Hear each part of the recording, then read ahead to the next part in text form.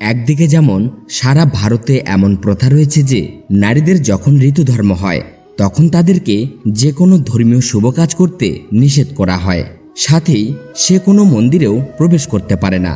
কিন্তু ভারতের আসাম রাজ্যের গুয়াহাটি এলাকায় এমন একটি মন্দির রয়েছে যেখানে মহিলারা ঋতুধর্ম নিয়েও মন্দিরের ভিতরে যেতে পারেন এবং মায়ের পুজোও করতে পারেন। এই মন্দিরের নাম কামাখ্যা শক্তিপীঠ। এই মন্দিরে আপনি কোনো মূর্তি দেখতে পাবেন না, বরং এখানে একটি জনির আকারে শিলাখণ্ড রয়েছে যা সব সময় ফুলে ঢাকা থাকে, যাকে ভক্তরা পুজো করে থাকেন। তাহলে চলুন জেনে নেওয়া যাক এই মন্দিরের আসল রহস্য। নমস্কার বন্ধুরা, আপনাদের সবাইকে আমাদের ইউটিউব চ্যানেলে স্বাগত জানাই। বন্ধুরা, আপনি যদি সত্যিই ভগবান শ্রীকৃষ্ণের ভক্ত হয়ে থাকেন তাহলে ভিডিওটিতে লাইক দিন এবং কমেন্টে একবার লিখুন জয় শ্রীকৃষ্ণ। কামাখ্যা শক্তিপীঠ মা সতীর 51টি শক্তিপীঠের মধ্যে একটি। বলা হয়ে থাকে যে মা সতীর এই শক্তিপীঠ তখন নির্মিত হয়েছিল যখন ভগবান বিষ্ণু মা সতীর প্রতি শিবজির মোহ ভঙ্গ করার জন্য মাতা সতীর দেহকে তার সুদর্শন চক্র দিয়ে 51টি ভাগে বিভক্ত করেন। মা সতীর এই 51টি ভাগ যেখানে যেখানে পড়েছিল সেখানে সেখানে একটি করে বিখ্যাত শক্তিপীঠ গড়ে ওঠে।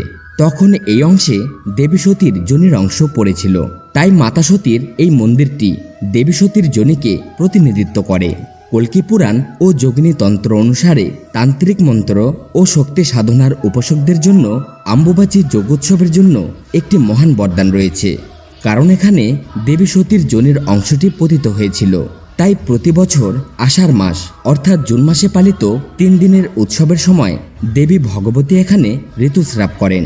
এই সময় মায়ের গর্ভগৃহে সাদা বস্ত্র অর্পণ করা হয় আর 3 দিনের জন্য মন্দিরের দরজা বন্ধ করে দেওয়া হয়। চতুর্থ দিনে দরজা যখন খুলে দেওয়া হয় তখন সেই সাদা কাপড় মায়ের ঋতুস্রাবের কারণে সম্পূর্ণ লাল হয়ে যায়। পরে এই কাপড়টিকে ভক্তদের মাঝে প্রসাদ হিসেবে বিতরণ করা হয়, আর এই কাপড়কে অম্বুবাচী বস্ত্র বলেও জানা যায়। বলা হয়ে থাকে যে মায়ের ঋতুস্রাবের কারণে এখানকার ব্রহ্মপুত্র নদীর জল 3 দিনের জন্য সম্পূর্ণ লাল হয়ে যায়। এছাড়াও দেবী মাকে খুশি করার জন্য এখানে পশু বলিও দেওয়া হয়, কিন্তু আজকের দিনে এই পশু বলি দেওয়া সঠিক বলে মনে করা হয় না। যেমনভাবে উত্তর ভারতের কুম্ভ মেলার একটি গুরুত্ব রয়েছে, তেমনি কামাখ্যা দেবীর ধামে অম্বুবাচী উৎসবেরও একটি গুরুত্ব রয়েছে। আর সারা বছরই এই মন্দিরে মায়ের দর্শন পেতে ভক্তদের ভিড় লেগেই থাকে। আমরা আপনাদের বলে দিই যে কামাখ্যা মায়ের দর্শন পেতে সকাল 8টা থেকে সন্ধ্যা 5টা 30 মিনিট পর্যন্ত সময় নির্ধারিত করা হয়েছে। কামাখ্যা মন্দির একমাত্র এমন এক স্থান যেখানে কুসংস্কার এবং বাস্তবতার মধ্যে থাকা সরু রেখাটি তার অস্তিত্ব হারায়। আপনি একজন আস্তিক বা নাস্তিক হন, এতে কোনো যায় আসে না, কিন্তু আপনি যদি এই রহস্যটিকে খুব কাছ থেকে দেখতে চান তবে অবশ্যই একবার এই মন্দিরে আসবেন। তো বন্ধুরা, আমরা আশা করি আজকের এই ভিডিওটি আপনাদের পছন্দ হয়েছে।